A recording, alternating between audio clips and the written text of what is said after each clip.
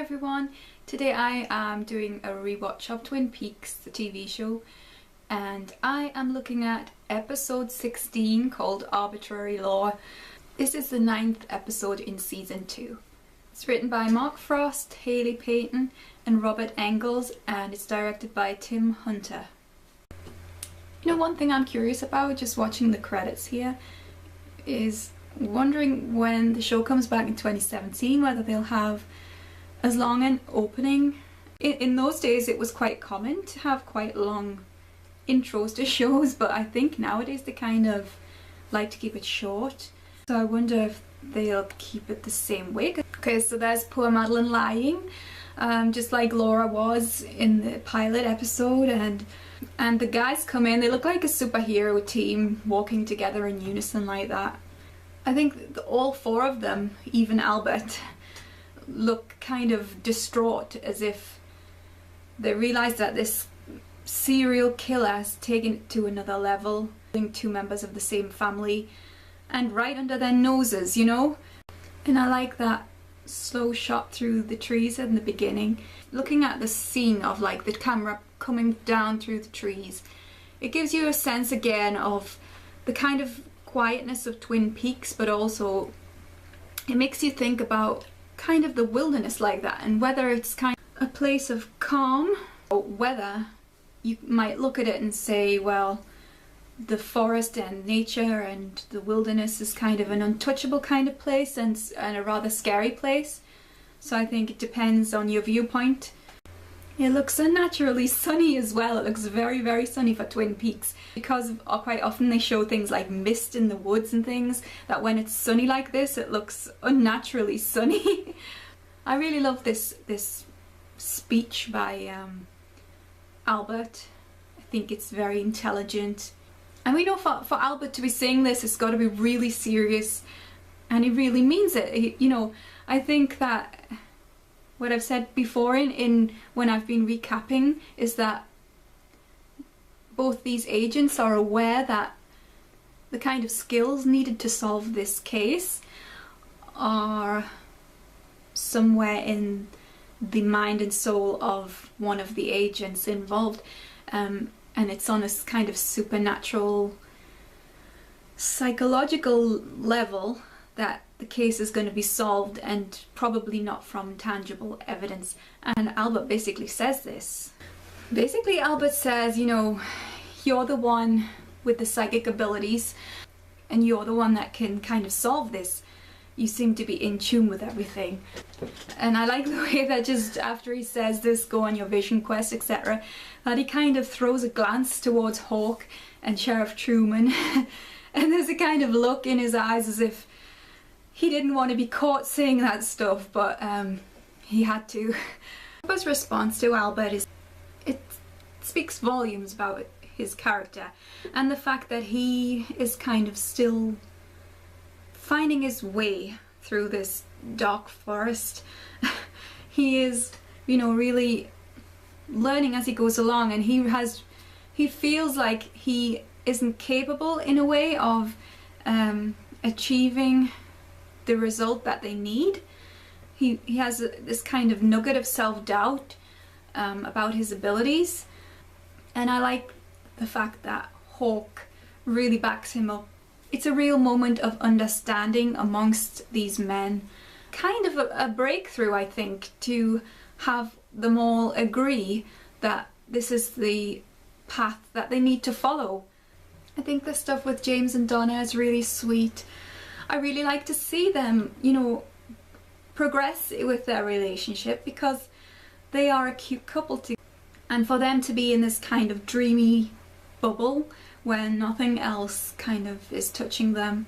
It's a really nice scene where he gives her the ring. So this mother of Norma is a bit of a bitch, and it's kind of easy to see why she might have gone into the arms of someone like Hank if she had a critical mother like this growing up, and she kind of wanted to escape from that smothering kind of criticism. Yeah, she's pretty unpleasant to her daughter when she's running this establishment successfully, and she comes in and she's really rude, spitting her food out like that. So Andy is sitting in the diner and he's trying to repeat this French phrase that Harold wrote on his suicide note. And I don't know if like Andy is traumatized a little by what he discovered and what he has to deal with at work, but it sure seems like that because of the repetition. Or else it could just be that Andy is kind of fascinated by the fact that these words kind of seem beautiful and yet they are really tragic. So Donna thinks that Harold's suicide note was actually a message connecting back to Mrs. Tremond and the grandson. But there is also the possibility that somehow either the grandson and Mrs. Tremond's kind of were predicting something that was going to happen, or they were kind of willing it to happen or making it happen somehow supernaturally, and the pronunciation of this phrase was kind of like in the same way you'd use a voodoo doll sort of thing, you know what I mean? It's sort of like something is brought to being and then it becomes real. If we assume that Harold saw Laura's transformation into that white-faced, black-lipped, freaky thing in Fire Walk With Me, then it's safe to assume that he knew a lot more than he was telling, like Donna and everybody else. Okay, so when Donna goes up to the house to find Mrs. Tremond with Cooper, there is this woman there and she said, yeah, she's Mrs. Tremond and she lives there alone and there's no grandson. In Fire Walk With Me, they go by the name Chalfont. So they could either be actually disguising their identities or they could actually be manifesting themselves like Bob is. The fact that the Tremonts or the Chalfonts spend their time living in an area where the victims exist implies to me that they kind of are there as a kind of support system, or are there to use powers of some sort to influence affairs, influence people.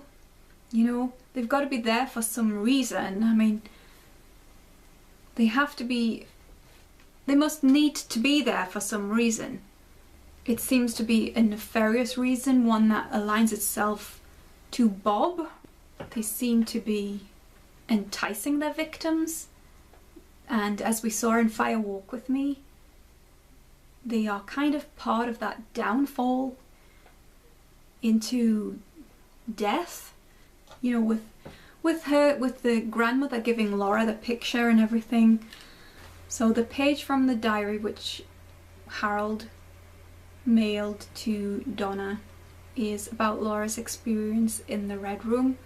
So Laura's secret diary, this last page, it's really heartbreaking, and I think she describes it really well about how Bob wants to take over her body and her soul and her mind, and she can feel his fire. That's what she says. You can really get a sense of what that means, I think, to Laura, and how much stress and pain she was experiencing. So this is a very interesting conversation Cooper has with Mike. Mike is kind of exposed because they are withholding drugs from Philip Gerard, so that Mike will emerge and communicate to Cooper. And Mike says, Mike's pretty open about his past and the fact that he was a killer just like Bob, and that the pair of them would kill in unity together. However, the fact that he, you know, at the end of this conversation, he says to Cooper, we know about the giant, we know of him. So he still aligns himself to the group that, you know, meet in the convenience store or whatever. He aligns himself to this group of beings. That must be one clique or society or whatever, whereas the giant exists in another circle of beings, apparently. It's hard to know whether Mike is helping Cooper fully or whether he's still withholding some information about this. You get the sense that his appetite is still there, the way he talks about it. He seems to get more excited when he talks about his appetite, the days that he killed with Bob. He also says to Cooper, "You have all the clues that you need." That could either be a reassuring thing to Cooper to try and bolster his confidence, or it could be a statement like, "I'm withholding some information here because I'm not one of you, I'm different." When Mike says so much responsibility to Cooper, you get a sense that he feels that he has been under this kind of strain too, because he has been the only being that has wanted to stop Bob. Yeah, Lucy's reaction to that is great. She is loving it. Loving the fact that Andy is stepping up and trying to take responsibility and to basically say that he wants Lucy, but he lets her down in the end. So Donna is still wearing Laura's sunglasses, and when she turns up at the Palmer household, Leland has this strange reaction to seeing the glasses. It's almost like, because Bob wanted every part of Laura, even parts of her that were not attached to her body, like clothing and sunglasses and everything that she touched, and he regards as kind of part of Laura. So I guess that when he sees the sunglasses on Donna, it ignites this kind of hunger again. When Leland's on the phone to Beth, Madeline's mother, we get this long shot of Donna, and she kind of has this sense of foreboding. She knows what might have happened to Madeline. It's very reminiscent of the scene when she's at the school and she starts to look at Laura's empty seat and start to cry. She knows something bad has happened. We see Leland, first of all, he chews this gum. You know, gum is referenced. Gum in the Red Room.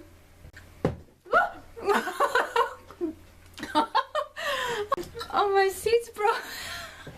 Excuse me. So is he eating the gum because he's getting ready for a meal and he's kind of whetting the appetite, or is it like trying to distract himself from totally going in for the kill first? You know, people chew on gum a lot of the time to stop themselves from being hungry. We see Leland go over to the mirror and he's straightening up his tie and doing exactly the same thing just before he killed Madeline. It's very disturbing that Leland / Bob would want to do this. Look good for the kill. It kind of looks funny actually when you see Bob in the mirror and he's straightening up his, you know, his shirt and denim jacket, because he looks like someone from the wrong side of town. It's funny how appearances can make us feel like everything's okay, because when we see Leland and Bob in this scene where Leland wants to dance with Donna, if, you know, Donna was seeing Bob, she'd be totally freaked out, but because Bob is hidden behind this smiling facade and this good-looking guy in a sharp suit, she is unconcerned. And so there's a sad moment here with Donna and James when Donna realizes that Madeline is dead and she informs James about it, and James's response initially is that they should have helped her, and I think maybe he's still thinking about Laura in that sense, because I mean, how could they have helped Madeline? I think James has the personality that makes him instantly blame himself for anything and to feel guilty about something even when it's not his fault. I think he's a very sensitive guy. I mean, he blames his relationship with Donna, and he implies to Donna that the two of them being in love is kind of a selfish thing, and that it's caused pain to other people, and that they're not really looking at the outside world, they're just too concerned about themselves.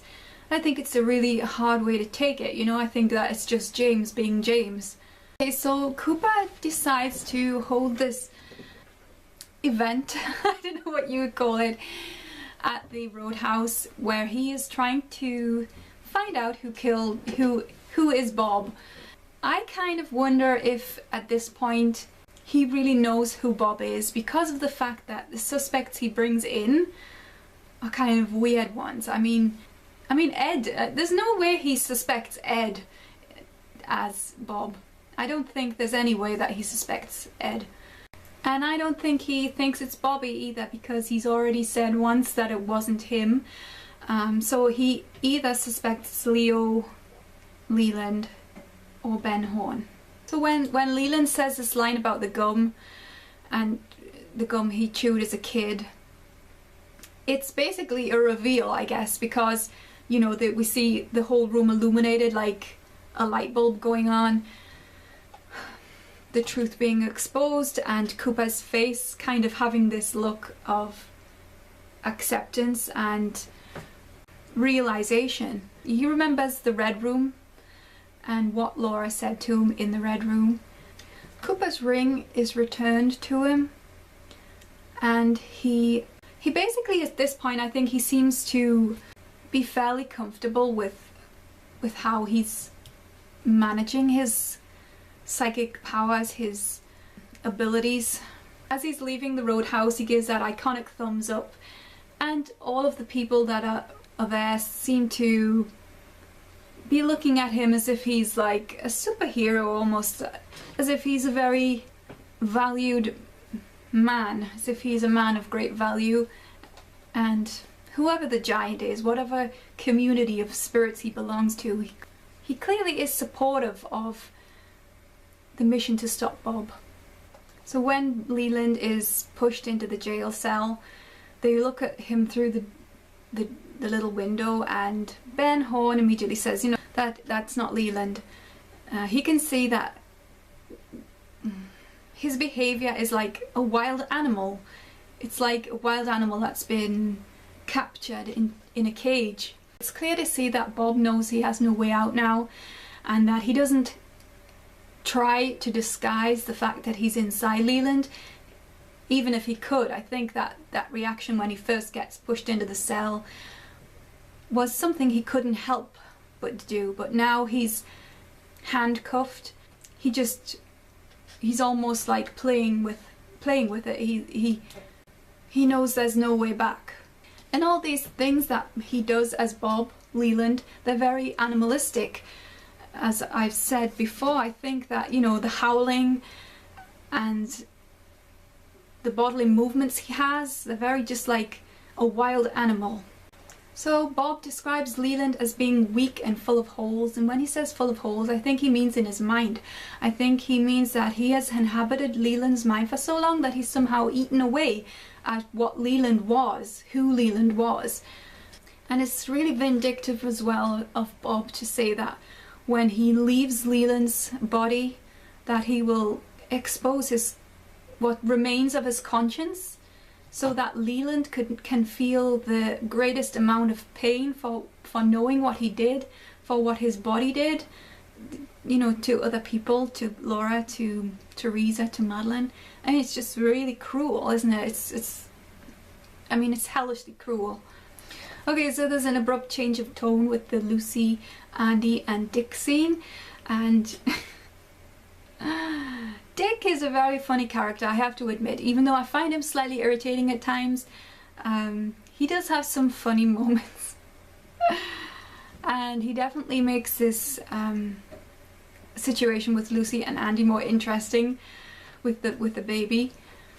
I do like the way that Twin Peaks swings between these moments of really intense drama and tragedy, and then the next scene is just really hilariously funny.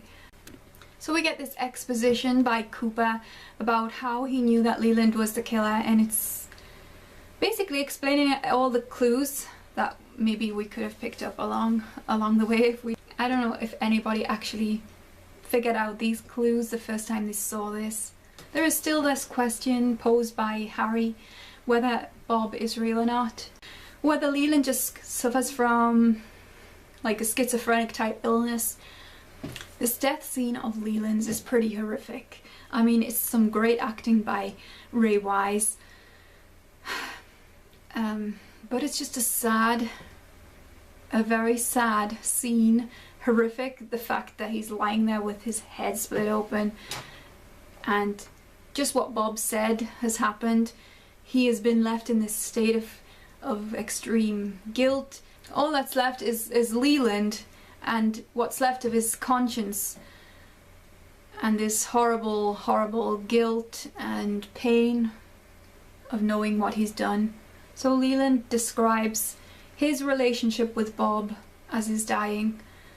Somehow he was conscious that Bob was there, and sometimes he wasn't. He wasn't sure whether he was there or not. But when he was there, he made Leland do terrible things, and he wanted lives. He wanted Leland to take lives. And Leland as well, he talks about the group behind Bob. It's not just Bob. It wasn't just Bob who wanted Laura, it was all of them. It was, I guess, Mrs. Tremond and the grandson, and all of the characters that we saw in Philip Jeffries' flashback in Fire Walk With Me. It must have been a hell of a scene to film this. I mean, it's so dramatic and intense, and you can see that Leland is about to die, and when Cooper cradles him and he says this thing about, you know, your soul is coming towards the bright light, etc. It's so comforting in that moment of death. Such a decent thing for Cooper to do to a man who's tortured like this. You know, my mother used to be a nurse, and she used to nurse the elderly, and she had a lot of people pass away on her care, and she used to sit with them if they were alone, and basically she used to do the same thing, like hold their hands and talk to them about going towards a light and being in a beautiful place and being comforted within yourself and feeling as if everything is alright. And she used to tell me that when she got to the end of her spiel, that a lot of people that she was nursing, they used to take a deep breath and just die at that moment, which she thought was really strange. And I think that says a lot about the mind and the body being so associated to, you know, about how the mind and the body are in union with one another. And a scene that you would think would be at the end of the entirety of Twin Peaks, because it's so dramatic and meaningful to the Laura Palmer storyline and to the storyline of the entirety of the show. Basically, you would think that would be the end of Twin Peaks, that scene. You look at Harry's face in that, when they're in that jail cell, he looks terrified, and afterwards he looks completely exhausted. And then the men get together and they address this question that they asked just outside of Leland's jail cell, which never really got answered, which was, does Bob really exist, or was Leland just completely insane? Surprisingly, it's Albert who brings up the fact that Bob was seen by a lot of people, and Cooper says something really interesting to Harry about the case, and that's, would Harry find it easier to believe that a man had raped and murdered his own daughter than to believe that the supernatural element existed? I think that, you know, it's a question that he asks of all mankind, and to kind of shame all mankind as well. So basically, I think they come to the understanding that maybe this question will never be answered, but they know that something exists and that something is evil, and whether that evil is an inherent part of mankind or whether it's an evil that belongs to a spiritual realm that inhabits mankind, it doesn't really matter. It's evil. And there is that terrible lingering question at the end posed by Harry, which is, where the hell is Bob now? Because he left Leland and he is a parasitic spirit. He needs a new host. And then we see, obviously from the perspective of Bob at the end of the episode, through like a wooded area, this desolate area, and it is clearly Bob looking for a new host.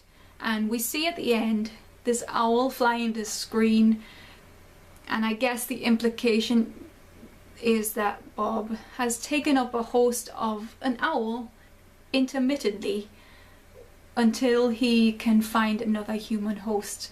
So that is the end of the episode. That did feel like end of Twin Peaks as we know it kind of episode. I guess you could stop watching at that point if the only thing you were interested in was the Laura Palmer mystery and who had actually killed her. Leland's death is such a sad scene.